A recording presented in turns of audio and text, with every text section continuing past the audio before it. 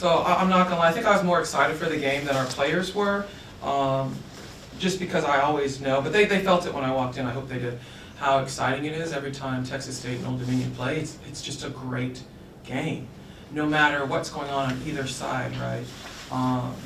When we went to their place last year, there was this elephant in the room because that's when TK went out, just the game before, Takira went out with their ACL and she was starting for us, playing well. So didn't know what that was gonna look like when we got there. We ended up battling the first and got behind and then made a surge to make it back. Somewhat similar games before too when we played them. So, right, this is our final contest in the regular season against them. So I was just excited for good basketball. I think she does a phenomenal job defensively. Obviously she's an Olympian. They've got a lot of gritty players. Another team, again, that we faced that were a lot veteran-laden. I think every team we played, honestly, just got a lot of veterans. And it's really nice to see our team starting to mature. And we didn't play our best basketball and still found a way. And so, you know, again, I'm excited for the game. I'm glad that we're able to find a way because the free throw line was atrocious. And from our end, and I think we did the best job either of, you know, not putting them to the free throw line. So, but overall, I'm proud of the squad because that's a tough team. That's a really tough team. Yeah, coach, and also for the players, you know, when you trail for as kind of the stats said, you know, for over 35 minutes in the game, and the fact that y'all are able to, at the very end, be able to come away with a really critical conference win. What does it say about the grittiness of this team? You know, when things weren't going y'all's way, and it felt like the roof was coming down, y'all were able to, at the very end, be able to come away with a win. Well, I didn't feel like the roof was coming down, but I did feel like it was getting hot. I did feel like it was getting hot. But you know what I like is just that they stepped up for each other, right? Sinai had a tough night. Deja stepped in. Deja knew in this game she had to do a great job defensively for our team. She did a good job. Kira didn't quit. She got to the free throw line, does what she does, right? They keep throwing her the ball no matter what happens. She battled, got some tough calls against her. Same thing with KP. She does a great job pushing tempo, talking, communicating. She's starting to really grow into her role.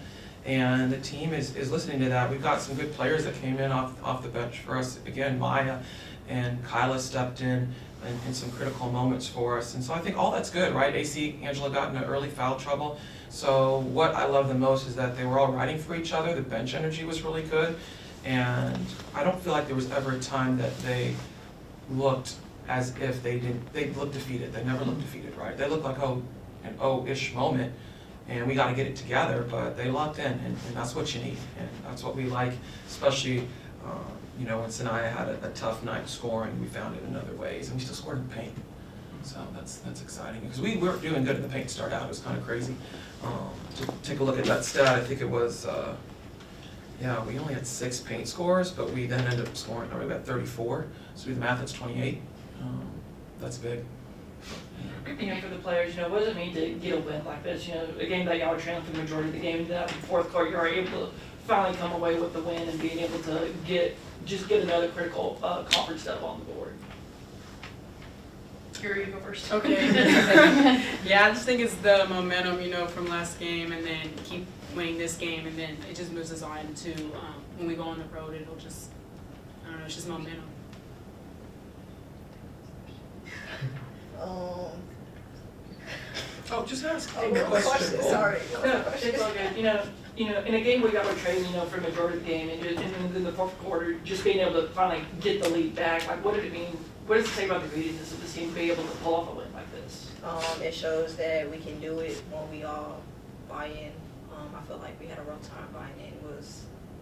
We were on the same page for most of the game, and then when we finally locked in, we started to chip away. I would agree with what they said, but also I just feel like it shows how relentless everyone on the team is. We never want to give up. We're never going to give up. Continue to fight back to win the game. We challenged them, right, because they're top tier defensively, and the team came through. We did stick with it. I think this is one of our only games that we've had 19 offensive rebounds. That's quite a bit for us. And again, that's will, that's want to, that's battling, that's grit, and that's what you need, right? I keep saying that, all coaches say this, you keep getting closer to February. That's when you really need to be hitting on all cylinders, and so I'm glad that we were able to come out of a halftime and execute.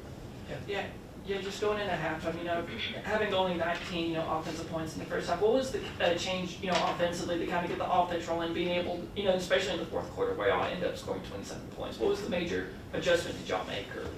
Or? For us, I'm not too sure for the student athletes, but for us as a coaching staff, is showing them what is available to them. We spent half our time on offense, half on defense, because I did feel like we were missing what those opportunities are. And them visually seeing it and then being able to go to position coaches and ask questions, I think really helps slow down the game at halftime, as well as understand where we need to amp it up defensively. And unless they say different, as a coaching staff, as coaches, that's what you try to do, put them in the best position to help them execute. And for the players, just between the players, like what was the change that y'all needed to make offensively to kind of get this offense rolling, being able to get that offensive output, especially in the fourth quarter? I think, well, for one, we didn't really talk offense. We were really focusing on our defense. But I think our just quick shots, shooting so early in the shot clock and then not being able to get in the right position to offensive rebound. And I'll say just using our ball screens and knowing what pass to make to hit the open person or the person who needs to score. Me personally, I'll say going back to what we know we're good at. We're good in the paint, getting paint scores. So being the post, kickouts, and offensive rebound. And then Kira, it feels like every time, these past 4 games, you've just been in war down low, battling with the forwards. And, what was the key for the forwards, tonight, especially when you've got some really tall players down in the post, being able to come out at the very end, not only out-rebounding good, but also like scoring more points in the paint. yeah, we emphasized throughout practice that she was going to be big and long, so just to make creative moves, get her up in the air, not going into her hands, because obviously it's going to be blocked, so just getting her up and around. And David and KP, what was the key especially for the guards, being able to get that offense rolling in the second half? Push tempo, playing off 2 feet, just seeing the floor. Literally. Yeah, one player that stood out to me was Mia Galbraith. I feel Maya? like she put in some good minutes today, good impact. Can you describe her performance for us, please? So Maya put together 2 games back to back. I'm really excited about that. She also is maturing in her game, right? She also tore ACL last year, so she's truly going through her first year of fully going from one end to the other. And the more that she's poured into the game, both on and off the floor, I think she's starting to understand, and so she's reaping those benefits with her teammates. Doing a really good job, being a much better listener to her teammates as well as her coaches, but at the same time still trusting her basketball instincts. And I think that's a good thing, right? You want players to make plays. You don't want anyone to be a robot. I think Maya's starting to get more and more comfortable in that role. So it is nice to see her, be able to do that, and then float her between, playing at whether she's playing at the 2 or the 3, really being able to help our team and be mobile that way. KP, being from Wicklow, Vega, what does it mean to have, Angela, back on your team at Texas State, after you got tore it up in high school? What does it mean? Because, it's very rare to Y'all have did that. tear it up in high school. Okay. It means a lot simply because me and Angela have been playing together since before Waco Vega in high school. So the chemistry we have it was a natural click all over again. Coach, kind of at the end of this, what does this mean to you and the team personally as y'all in this homestand that now y'all go back on the road and try to rack up some more conference wins? I'm happy for our athletes because we just started back in school, and so you're always wondering as a coach what that transition looks like. And then this little mini ice storm as well. There's always these outside factors that affect student athletes because they are truly students and they're living their day-to-day lives. I'm happy that we showed some resilience, some grit, and some maturity in this week because we do have to face a tough Coastal team. Similar to us, they've had their ups and downs, and from Coastal we got to Georgia State, another team that also has had some ups. They've had some tremendous wins in the preseason and the regular season, in the conference season, but then they've had some close ones too. So we need to be able to carry what we've built up momentum-wise through this break and take it on the road. And like they say, defense should always travel. It's going to be really important. But in the meantime, I just want them to enjoy these. This homestand, like you said, enjoy that, relax as student athletes, and we'll get back at it on Monday. And for the players, y'all get, 2 really big, conference wins at home this week. Now, how do y'all try to take that success on the road and try to keep on stacking these conference wins before y'all hit the tournament? Yeah, I just think keeping the momentum that we have from the last 2 games, and then obviously our defensive pressure, just staying solid in that. Yeah, just knowing that we have a go at the end of the day. Like Coach Lee said, we had like our ups and downs, and going on the road is tough, but just being disciplined and having some grit to want to win. So. I'll say this game was kind of a dogfight. Well, it wasn't kind of a dogfight, it was a dogfight.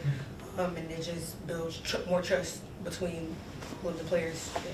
That's good to go on the road to just have good momentum, good energy.